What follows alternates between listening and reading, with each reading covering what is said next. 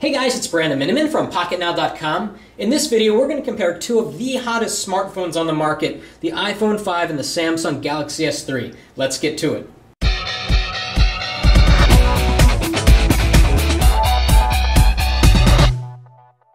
So just look at these two devices. They are vastly different in so many ways. It's very clear that the companies behind these phones think very differently about how people want to use their smartphone. Apple thinks that people want a smaller screen with better one-handed usability. Samsung thinks that people want big screens, big beautiful screens that they can watch movies on that are in standard resolution formats.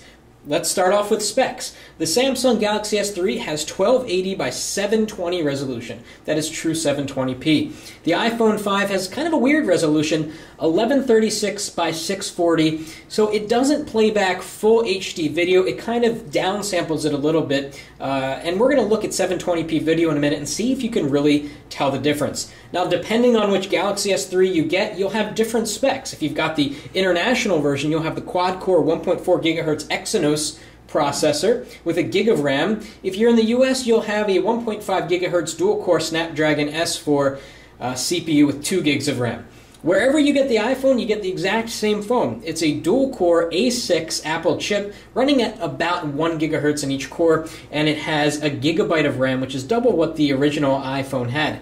Now, both of these devices have pretty much the same specs if you go down the list. They both have LTE, they both have 8 megapixel cameras on the back and higher resolution cameras on the front at around 1.2, 1.3 megapixels. They both have Wi-Fi, ABGN, Bluetooth 4.0. The Galaxy S3 has NFC support. The iPhone 5 does not have NFC support. So again, vastly different devices, and we're going to compare the software experiences of both. And let's start off talking about the hardware. Now, one thing you're probably noticing already is that the Galaxy S3 has an LED notification light.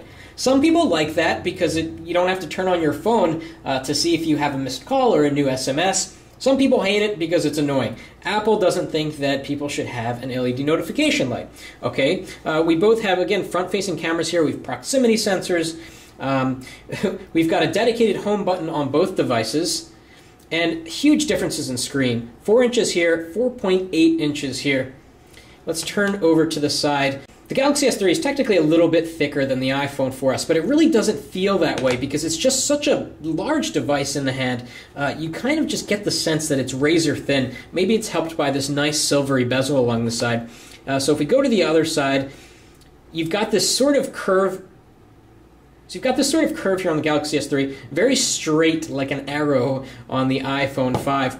Here at the top, we have a headphone jack on the Galaxy S3 and then just a power button. Samsung likes to put power buttons on the side, and you know, there are pros and cons to that. It's good for people that are right-handed, but if you're left-handed, well, you're kind of out of luck. We've got the volume rocker on the side on both devices, and on the back, very different designs. The Galaxy S3 has this really shiny plastic on the back, and I always recommend to people that have the Galaxy S3 to get a case because it gets dirty and greasy easily. The iPhone 5, it's still new. Remains to be seen whether this brushed aluminum gets dirty and greasy. So far, so good. And on the bottom, Samsung went with the standard micro USB, which is nice, and Apple went with their own proprietary port called Lightning. So, you know, your accessories won't work with that, but they will work with the Galaxy S3. That's just the way things are. So let's turn on both devices. We move the water to unlock, and we slide to unlock over here. And here's what we get. We get a bigger screen here and a smaller screen there. We have Android on one, which of course lets you configure widgets and really do anything you want with the software. Apple doesn't like that idea, and that's fine. Apple likes to keep things simple. iOS hasn't changed that much. You get rows and rows of icons. Android kind of invented the notification shade here, and you pull it down and you can swipe notifications off the screen.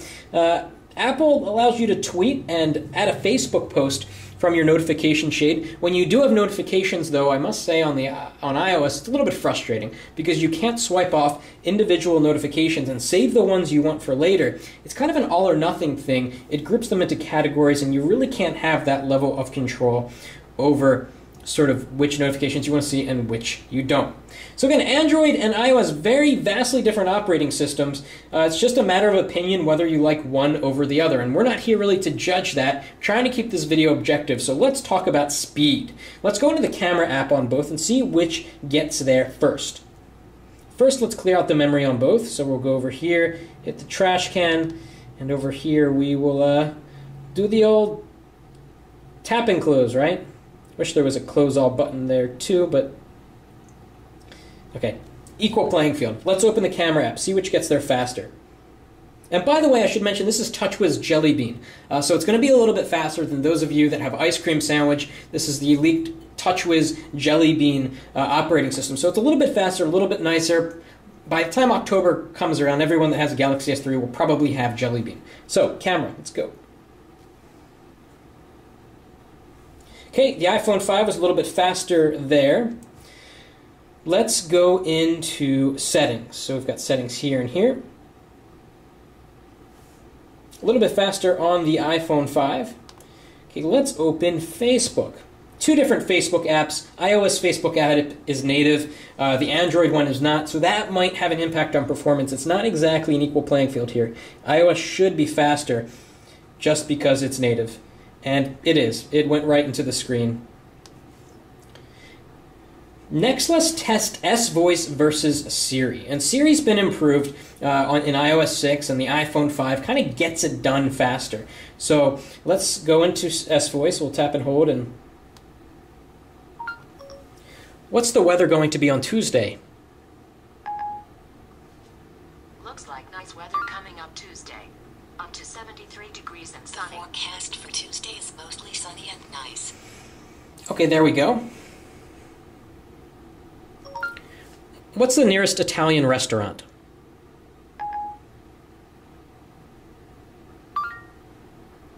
Here's a list of places I found.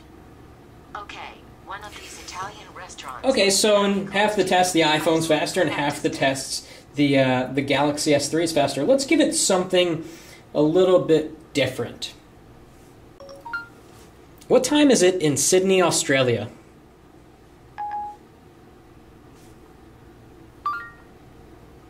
The time in Sydney, Australia is 5:54 a.m. and 49 seconds CST. Okay, you get very similar answers. It looks like the iPhone 5 was faster 3 out of 4 times. Okay, let's jump into the YouTube application and see if we can see any perceptible difference between HD video. And of course, iOS doesn't have a YouTube app built into it anymore. Now it is in the Android. And of course, iOS does not have a built-in YouTube app anymore. You get it from the App Store, which is great because now YouTube can control the application and when it's updated and what it's like and so forth. So let's go into the YouTube app, see which opens faster. Okay, so we got in there a little bit faster in the iPhone. Let's go to the sports category. Maybe we can capture some high motion. And it looks like we have the same video listing over on each side, which is great. And we're going to play the same video at the same time.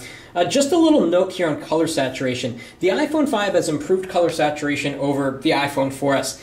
But there's nothing like an AMOLED screen. AMOLED screens have this insane amount of color saturation. Some people think it's very unnatural. Some people love it. It really depends on personal preference. So let's click on this video, see which one loads it faster.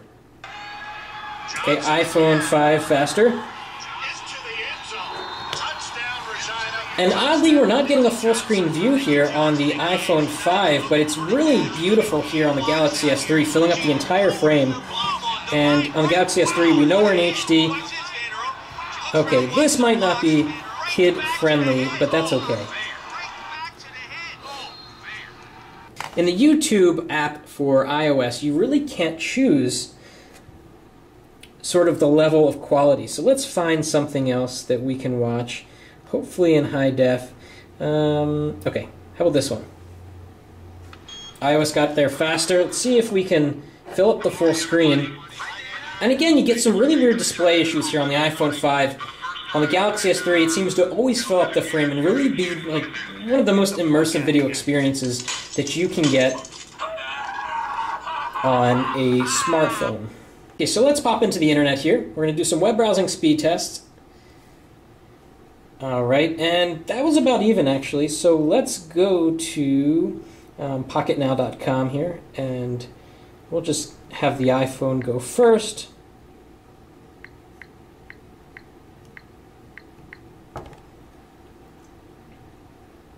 Okay, we're getting the full site on the Galaxy S3, and let's switch to the desktop version here. So we're kind of looking at the exact same thing, and then we'll do some speed tests, see which of these guys is faster.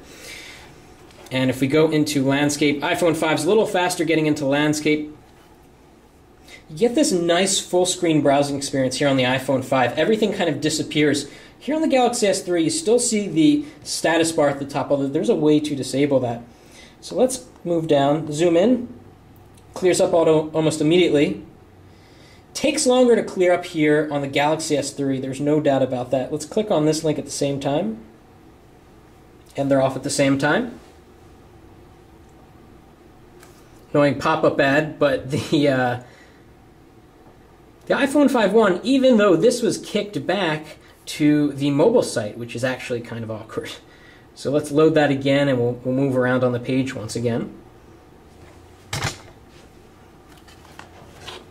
And both of these devices, at the end of the day, are very capable web browsing machines. It seems that the iPhone is doing a better job. And watch when I let go. It clears up a little bit faster here on the iPhone 5. Okay, so now we're on the reviews page, and I'm going to load a review which has tons of images. It's going to be slow. Let's go into the Pocket Now Razr M review here, and we're going to tap them at the same time. See which gets there first. Okay, good. They're both going into the desktop view, and it looks like the iPhone 5 finished first.